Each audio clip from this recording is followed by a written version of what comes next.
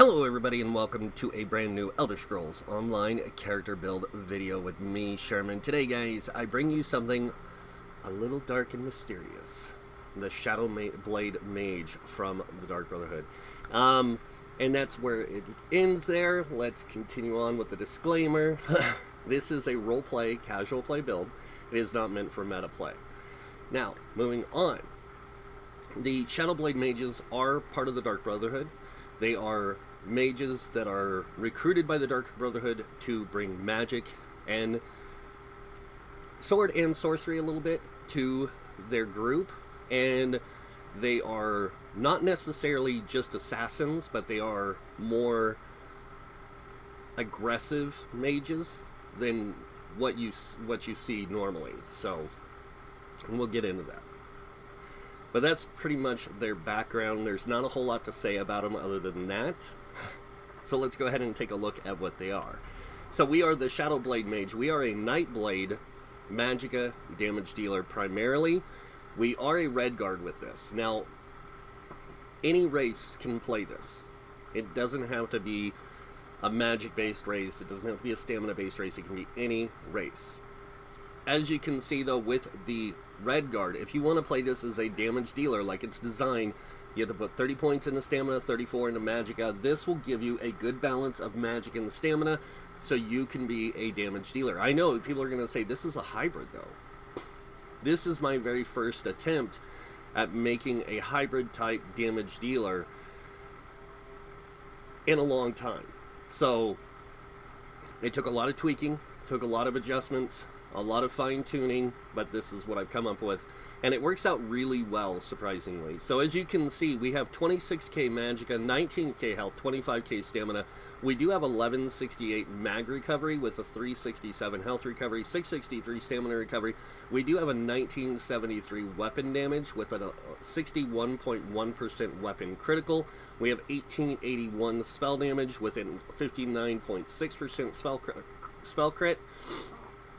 And our resistances are coming in at 12k spell and 12k physical. Now, before I move on, I do want to talk about how to play this in other roles. This thing can play a tank, and it can play a healer. The tanking side is more off-tank than main tank, because we are not a battle mage, we are a mage. So we want to remember this. This thing can main tank dungeons. Not all of them, most of them. Probably 90% of most dungeons can be tanked with this. That includes some DLC dungeons on normal and veteran. All DLC dungeons on normal mode. But it does work out pretty well. You get about 21, 22k, sometimes pretty close to 24k, depending on who's in your group, of resistances. That's more than enough to tank 90% of the content in this game, including off-tank some, if not most, trials. Alright, so, to be a tank with this, you will take out of magicka and stamina together, you will put into health till you have 30k, at least 30k health. That is really hard to do with a Red Guard. I'm going to tell you now, you have to use structured entropy on both bars. It sucks, but if you want that higher health pool, you need to do that. With the magicka, as a healer, you will take out a stamina, you'll put it all into magicka to make you more of an effective healer. This thing can play both, healer, damage dealer, and tank. So, to play a healer though, you might want to equip a resto staff. Alright, moving on to the Mundus stones. We are using the Thief Mundus stone. You can use other ones here. You can use the Lover Mundus stone. And you can use the Atronach Mundus stone. You can use the Lady Mundus stone for different roles. Thief is primarily for damage dealing. Now, we do use Tri-Stat food. This is going to increase our max health, magicka, and stamina. So we get that full rounded version, or rounded about stats. So moving on to the equipment or gear, we have tripods for when we're tanking, we have magic spell power pots for when we're playing mag DPS and damage dealer, when we're playing damage dealer or we're playing healer. Now, we do have warrior power pots if you want to go more physical side for damage dealer. You can do that. Alright. And then other than that, that is what we have. So now we're going to go over our sets, starting with our monster set. And please understand, these are an up-close damage dealer. These are not one that stands in the background and plays throw fireballs and lightning bolts. This is one that gets into the fight. So starting with our monster set, we do use Grothars. Now the reason I chose Grothars for this is because I tried many different sets, and Grothars and Silitrix work the best with this. But Grothars was the one that I really felt fit better because of its damage output compared to Silitrix. So this one has a 1-piece 1000 max magic, a 2-piece. When you deal damage, you have a 10% chance to create lava pools that swirl around you, dealing X amount of flame damage to all enemies within 8 meters of you every second for 5 seconds. This effect can occur once every 10 seconds. So being, like I said, an up-close personal damage dealer, you need something that works up close and personal, and I felt this really fit in to that idea. So the next set we're using is called Night Mother's or Treasure Hunter. Okay, forgot on this one for a second, but we do use Treasure Hunter. Now this gives you Magicka, Spell Crit, Spell Damage, and Major Prophecy at all times, increasing your critical rating by 2191. Now the reason for this set is we are a Nightblade. Nightblades don't need to use Inner Light to get the extra spell critical. They've got high max Magicka built into their class, so you don't really need to sacrifice that much, and this set works really good for that.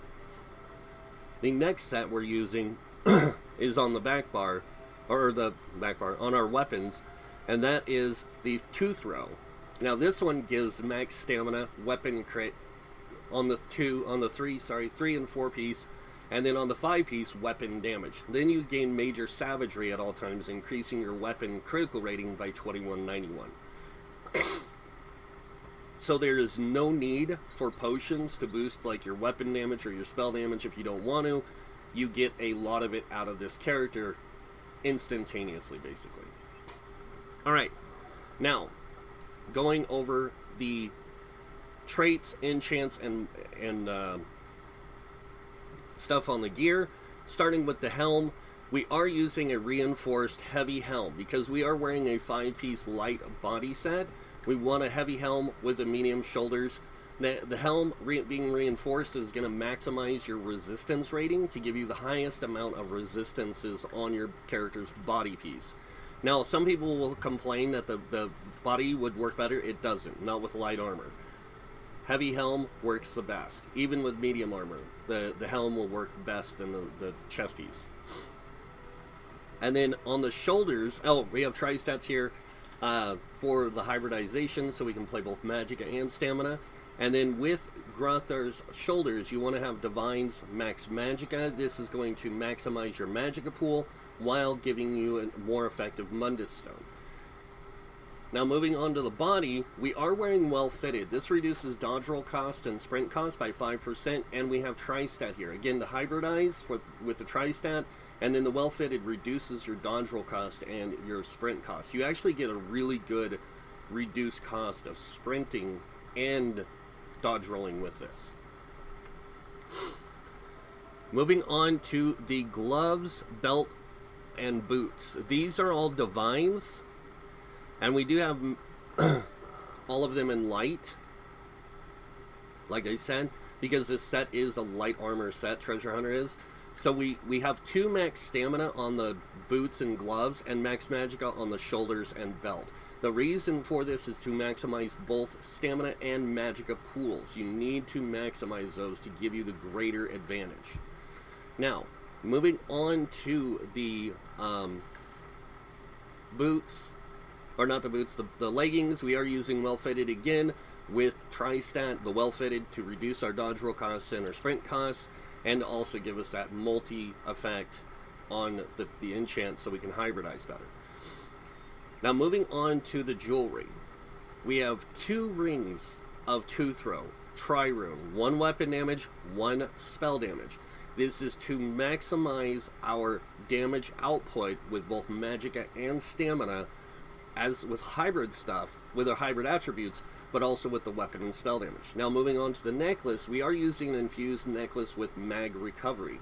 You can use Bloodthirsty here, but you're going to have a really low mag recovery pool, and I like having a little bit better one, so I go infused. And then moving on to the weapons. We are using, on the main bar, we are using an infused shock enchant dagger. And the reason we use the shock enchant is so we get that higher damage output on the front bar with this one weapon. And it's infused, so it does increase damage, but it also goes off more often. It goes off every 3 seconds. On the next weapon we have a Nirnhone mag recovery. So this one will absorb magicka and do magicka damage with the enchant, and it's Nirnhone to boost both our spell and weapon damage higher. Now moving on to the back bar, we are using a lightning staff to throw infused with a weapon spell damage enchant. This is to maximize our weapon and spell damage, and to keep it applied more effectively, we use an infused staff. Now, you can try other things back here, but I did find this to be the best, the lightning staff. Fire staff works well too, but lightning worked better. Alright, so now that I've shown you that, we're going to move on to skills. And talking about class skills, we're going to go through these really fast. I do unlock the ultimate, active abilities, and passives for each of the skill lines. Now, the reason I do this is so I can take advantage of every aspect of my character as a tank, healer, and damage dealer. It just depends on what role I'm playing.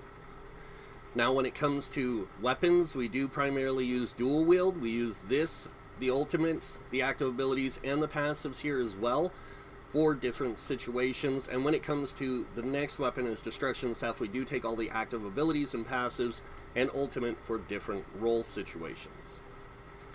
Moving on to armor, light armor. We take all the passives since we are a 5-1-1 setup. We wear 5 pieces of light armor, 1 medium, 1 heavy. We want to take advantage of every aspect to the character, so we use everything in it on the light armor. And then when it comes to medium armor, we do use the top 3 and the bottom 1. The reason I chose to improve sneak on this is because we do and can use the Dark Brotherhood skill line to be more assassin type. You can also take the Thieves skill line and Ledgerman if you want to make a more thievery type. Heavy armor, we take the top 3 because it does help us play this character more effectively. And then world skills, you can be a vampire with this. I did try it, it works out pretty good. And I also tried werewolf with it, but I didn't like the werewolf. I thought vampire was better. But I decided to drop both because it just didn't fit. So, ultimate abilities, Shatter Soul, Consuming Trap on the active abilities, and then passives here on the Soul Magic line. We do take all 3 passives. It's really up to you. This is optional, but I do always take Soul Summons and Soul Lock. Guild skills. Fighters Guild, take the ultimate active abilities and passive abilities because I do use them in different situations and roles. Same thing with the Mages Guild and the Psijic Order skill line. I take these also. Now, moving on to Undaunted, this is where things... I knew something was wrong here. But these are the skills that I would suggest taking for this character in light of how you want to play them. So this way you can play them in any role you choose, whether you want to be a tank, a healer, or damage dealer.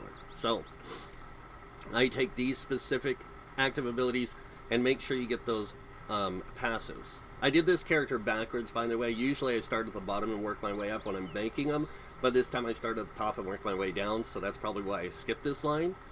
Assault skills, I do take the ultimate active abilities that best reflect my ability to play this character in PvE. Same thing with the support line, PvE. When it comes to racials, we are a red guard, so we do want to take advantage of all our passives here. Martial training is really good because it reduces the cost of weapon abilities by 8%, and it reduces the effectiveness of snares applied to us, which also plays off our light armor passives. Our light armor passives gives us 20% reduced snares applied to us, and reduces the cost of sprint by 3%. So we actually, don't only do we get 15%, we actually get another 10% reduced sprint cost, and another 10% on top of that. So we get like a 35% reduced sprint cost. It's really crazy. And then with the snare, we get 35% as well. So that's one of the reasons why I chose Redguard. And then we have conditioning, which increases our max stamina pool by 2,000, and we get adrenaline rush. Whenever we deal direct damage, you restore X amount of stamina. This effect is going to occur once every 5 seconds. Now moving over, crafting, alchemy, medicinal use. This when using potions, resulting effects last 30% longer. And then on provisioning, gourmand, and connoisseur. You know what's really sad, and I want to say this. I tested this build without even realizing I didn't have the Undaunted line. So I parsed with this thing. I went into dungeons with this thing. I took it into Overland and played it fine, and didn't see a problem. Didn't even notice that the difference in stats was this much. 28k max magicka, 26k max stamina. That's a little bit of a difference. So, and 20k health. So that is a much bigger difference. Now we're going to go over the skills we have on our bar. Starting with the first ability, we do have Lotus Fan. Now this thing does magic damage up front. It also applies minor vulnerability for 8 seconds, which increases the damage the enemy takes by 8%. After you jump to the enemy, you throw out a blade of fans, a fan of knives, sorry, that deals X amount of additional damage over 8 seconds to the targets and nearby enemies. So it hits multiple targets in a 6-meter radius. Next up, we have Bloodthirsty. This does damage up front and in 5 consecutive hits. And then on the final hit, it deals 300% more damage and heals you for 67% of the damage caused. The next ability we have is called Concealed Weapon. Now this deals X amount of damage just in a quick slash. Attacking with Concealed Weapon while sneaking or invisible stuns the enemy for 3 seconds and sets them off balance for 5. While slotted, your movement speed while sneaking or invisible is increased by 25%. And then the next ability we have is called Crippling Grasp. And now this one's really cool. It's one of my favorite Nightblade abilities. This does damage up front. It does X amount of damage over 10 seconds. It immobilizes enemies for 2 seconds and reduces their movement speed by 30% for 4 seconds. It's a really great ability. It only applies to one enemy at a time, but it's a really great damage over time ability, and it really plays well with how this character works. The next ability we have is called Impale. Now this does magic damage on its initial hit, and it does 300% more damage if the enemy is below 25% health. This is an execute ability. So you can use this at 28 meters range. So if you see an enemy at 28 meters range that's at really low health, you can execute him really quick. It's really awesome. Next ability we use is called Thrive in Chaos. This is a dual-wield ultimate ability. This thing slashes enemies for X amount of damage over 8 seconds and healing you for 56% of the damage done. Each enemy hit increases the damage done by 5% for the duration up to a maximum of 30% more damage. So this thing can actually deal a lot more damage than you think. Moving on to the back bar, we have our first ability, which is Rearming Trap. You guys should have guessed this one.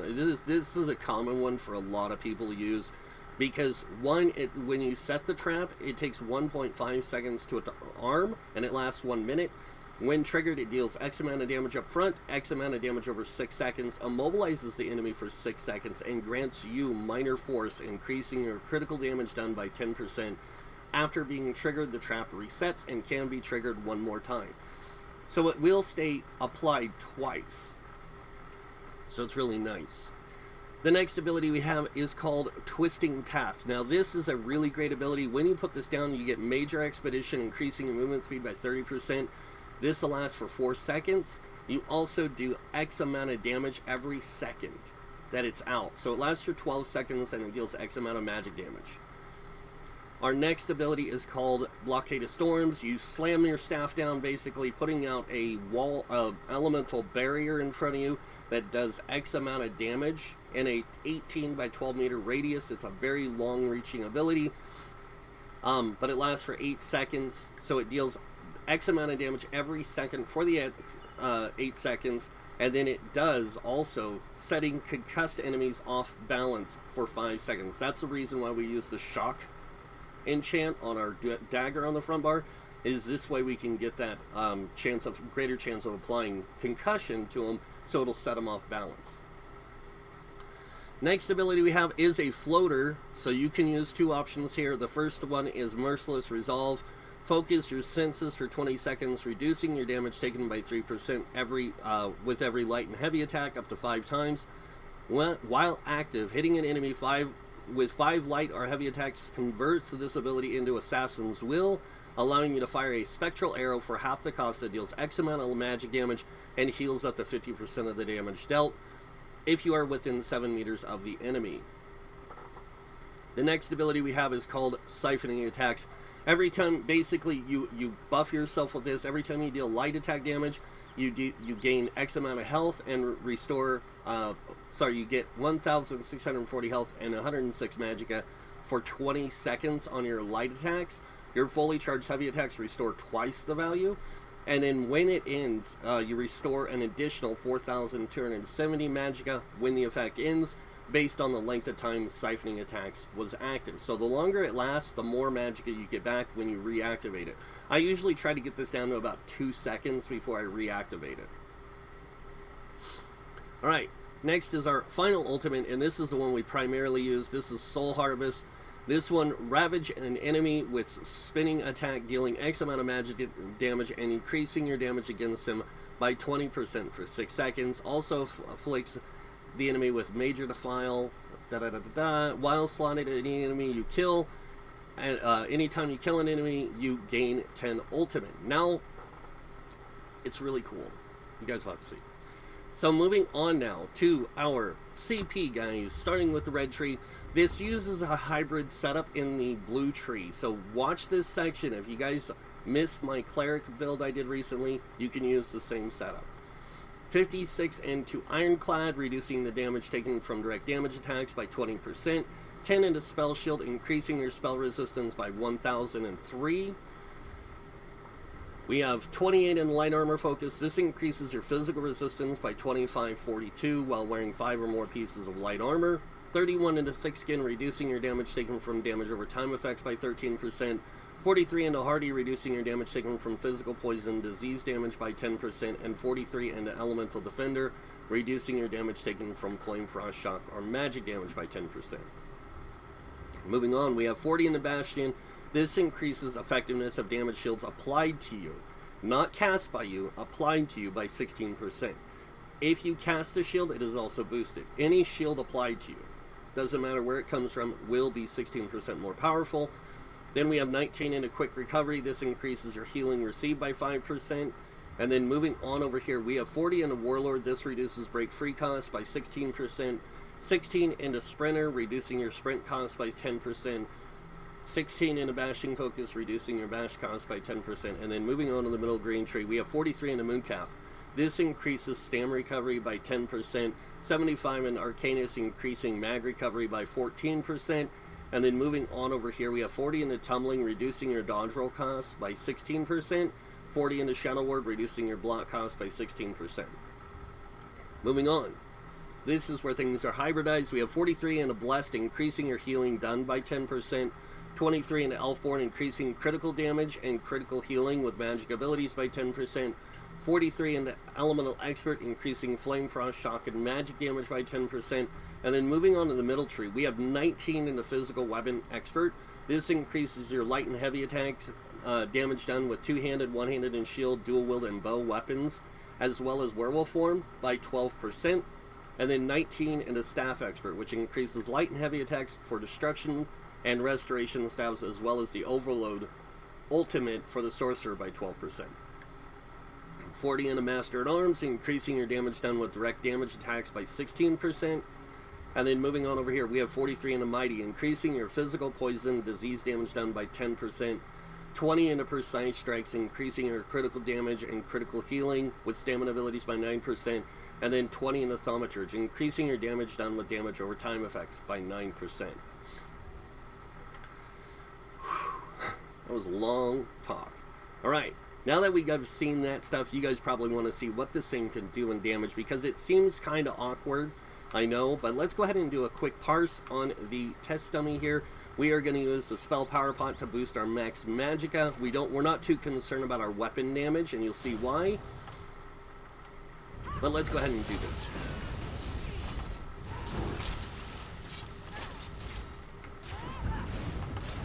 Oops, I did the wrong ability there. We should have been doing the striking daggers, because this will do so much damage, especially if you can get it to prod a lot. Usually I can get about 22k DPS with this. I did make a few mistakes in there, so on that one. Now what we're going to do is we're going to go over here to the big guy, which represents more organized group play. This is if you're playing in trials and you have a really organized, well put together group. And this does not mean meta, guys. That just means an organized, well put together group. That means one of every class in your group, pretty much. This one more or less represents what it'd be like in a dungeon. Now, some people ask me why I don't parse on the 3 million skeletons and the 6 million skeletons, or the big one over there. I use these primarily for when I test the builds. I use these just to show their damage output. I don't test on the big one or the little one at all. Alright, so now we're going to go ahead and do it again. We're going to run through the process of the whole thing, but this time we're going to use some ultimates in there.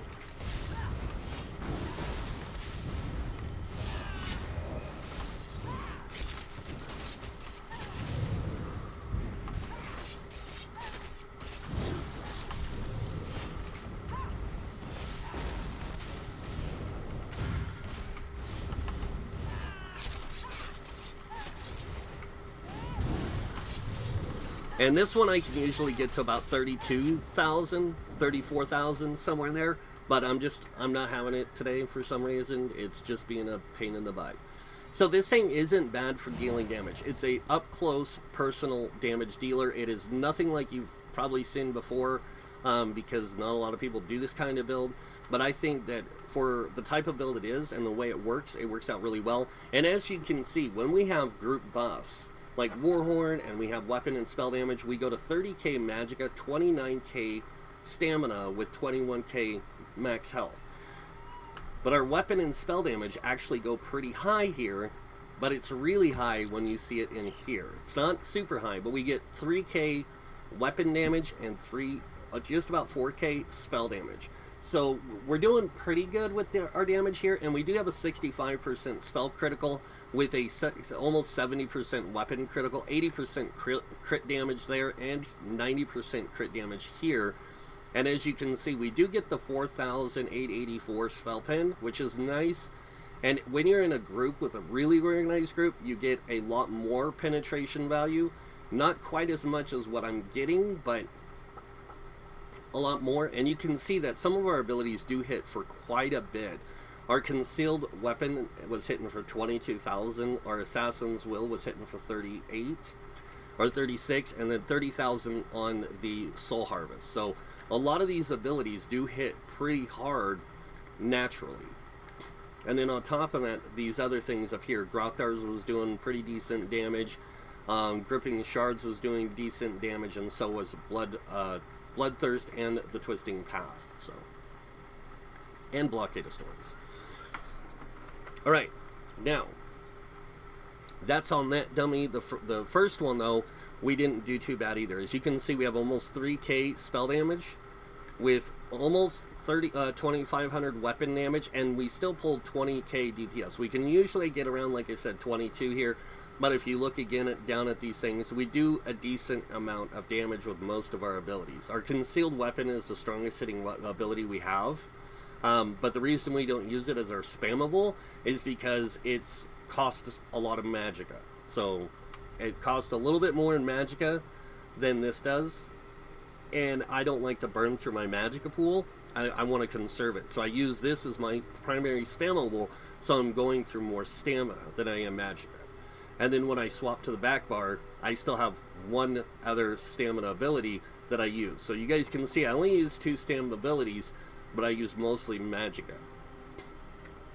Alright, Now, I'm pretty sure you guys want to see what this thing looks like in a dungeon and how it works out. So we do need to make some adjustments here. We need to grab a few class abilities, starting with the Assassin ability. We are going to grab Mirage, and we're going to swap it out right here with the Merciless Resolve. And then on the back bar here, we are going to grab our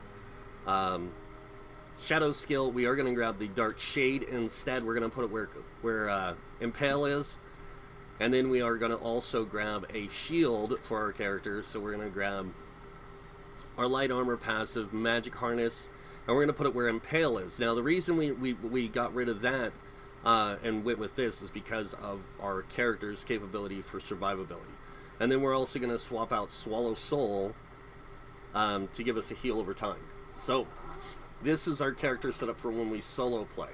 So, solo play is Lotus Fan, Bloodthirsty, Harness Magicka, Swallow Soul, Dark Shade, and then on the back bar, it's Rearming Trap, Twisting Path, Blockade of Storms, Mirage, and Siphoning Attacks.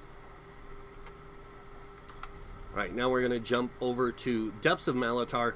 And I know a lot of you are getting tired of seeing Depths of Malatar. I am myself. I can't wait for the 2 new dungeons to come out later this year and get added to the game, because those are going to be the ones that I will be testing in next time. And I think it will be a nice change. That, and I played through this dungeon probably 10 or 15 different times by myself. So it's actually more than that. I've soloed this thing way too many times. This character I did not solo it with. This one I just brought in and I just ran around and tested things so I could get an idea. Now, I am going to tell you guys something. I can keep the Major Ward and Major Resolve from the Shadow line up pretty much 100% of the time to the Shadow Barrier, so this will pretty much be giving me Major Ward and Major Resolve all the time. And I'll show you guys what that looks like real quick. So with that, I get to 18k, and then when I have Mirage up, really? When I have Mirage and it up, I actually go to 19,000 spell and physical results. So that's the other reason why I use that. And you guys can see I can move really fast through here.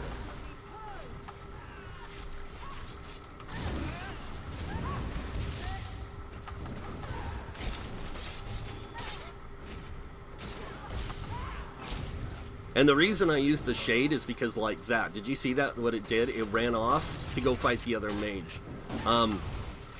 So that way I can focus on doing the stuff I need to do, and yeah. So I really like using that Shadow Mage. It's really nice.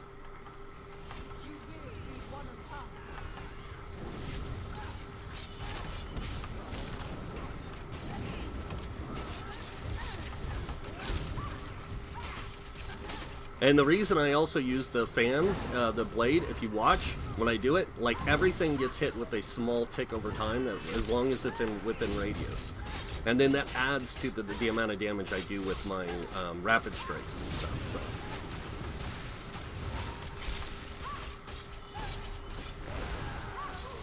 So, all right, that one's dead. And of course, we have our famous weapon bug. So I'm gonna take a dagger off because it's already driving me crazy. And hopefully, they get that fixed with the next update on live, even. So, all right. Buff up. We're gonna face this ugly sucker down. I do not like you.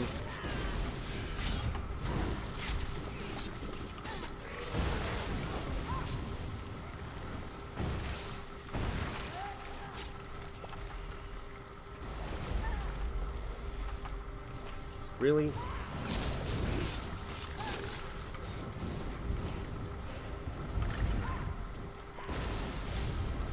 And this will probably be the only time you guys will see me heavy attack, is when I'm in here, because even with the lightning staff and not having the thing that gives me the higher return of resources from the one skill line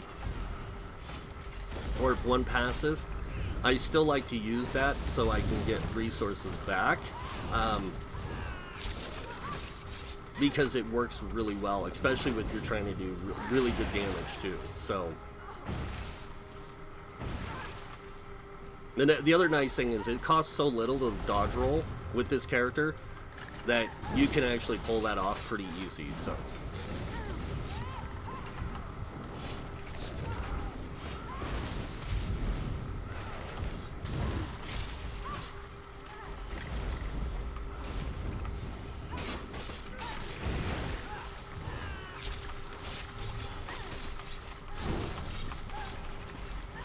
Okay, I'm gonna go ahead and let him disappear. We're gonna die here, guys. If I can. I don't know. I've still got my Siphon Soul up. No, I don't. And watch how fast I die. Once I have no survivability whatsoever, you're glass cannon. So that's why we keep all those different skills applied, is so we can make sure that we keep that resistance buff on ourselves and that self-healing so we can solo better.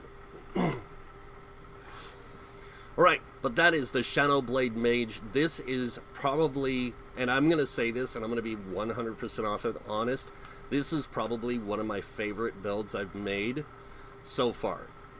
So, it's really fun. But that's pretty much it for this video, guys. I hope you guys enjoyed it. I lost, did I lose my food buff? No, I did not. Okay. But, yeah, I really enjoyed working with this build and really enjoyed showing it to you guys, and I hope you guys like it. And that means you guys know what's coming next. If you like this video, go ahead and hit that like button. If you guys want to see more videos by me, you can subscribe. Other than that, I want to thank you all for watching. Until next time, have a wonderful day. And this guy might see you in game. Bye.